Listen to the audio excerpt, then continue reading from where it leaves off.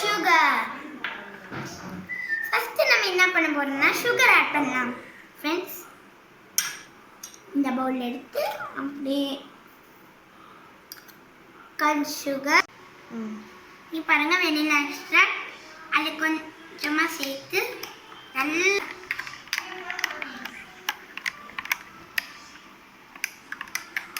இப்போ நான் வந்து ஒரு கவர் வச்சிருக்கேன் ஃப்ரெண்ட்ஸ். அதில் வந்து இந்த இந்த மில்கை வந்து ஊற்ற போகிறோம். வாங்க ஃப்ரெண்ட்ஸ் ஊற்றிடலாம்.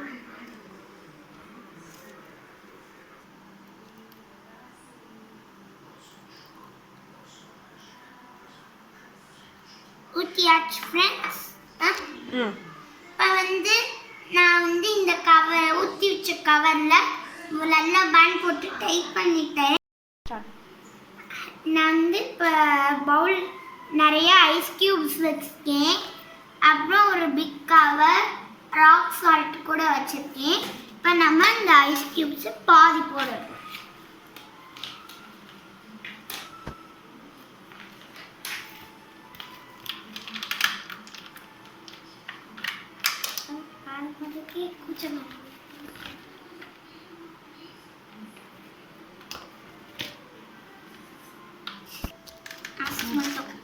இப்போ நம்ம கொஞ்சமா ராக் சால்ட் போட போகிறோம். அதாவது ராக் சால்ட் கல்லுப்பு. இப்போ இதை தூக்கி அடுப்பில் இப்போ வந்து இந்த நம்ம மிக்ஸ் பண்ணி வச்சுக்கோம்ல அதையும் இந்த ஐஸ் இதில் வச்சிடுறோம்.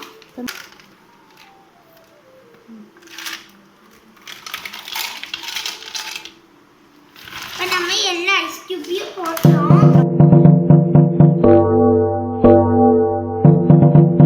இப்போ நம்ம ஷேக் பண்ணலாம். Ready, go! பண்ணலாம். ஃபர்ஸ்ட் இது வந்து மடிச்சு விட்டுருவோம்.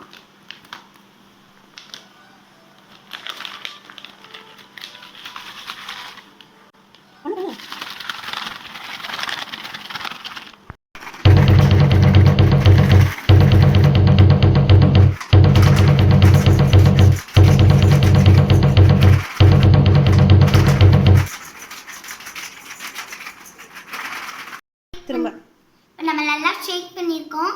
அதை நம்ம இப்போ எடுத்து பார்க்கலாம்.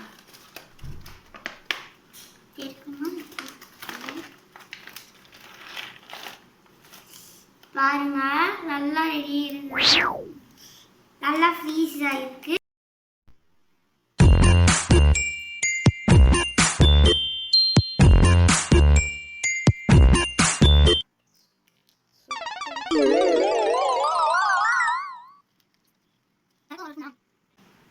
ஒரு ஸ்பூன் எடு.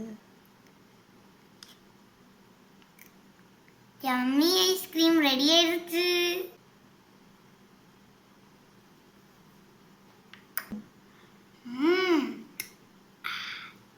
ஐஸ்கிரீம் சாப்பிட்டு முடிச்சிட்டேன். ஐஸ் கியூப்ஸும் சேர்ந்தா ஐஸ் என்ன ஆகும்? அது ஐஸ் கியூப்ஸ் மெல்ட் ஆகும். அந்த வாட்டர் எல்லாம் அந்த ஐஸ் கியூப்ஸ் மெல்ட் ஆகி அந்த வாட்டர் வந்து கூல் ஆயிடும். வாட்டரோட ஃப்ரீசிங் பாயிண்ட்டை சால்ட் கம்மி பண்ணிடும். அந்த வாட்டரோட ஃப்ரீசிங் பாயிண்ட் வச்சு தான் இன்னைக்கு நாம ஐஸ்கிரீம் பண்ணோம்.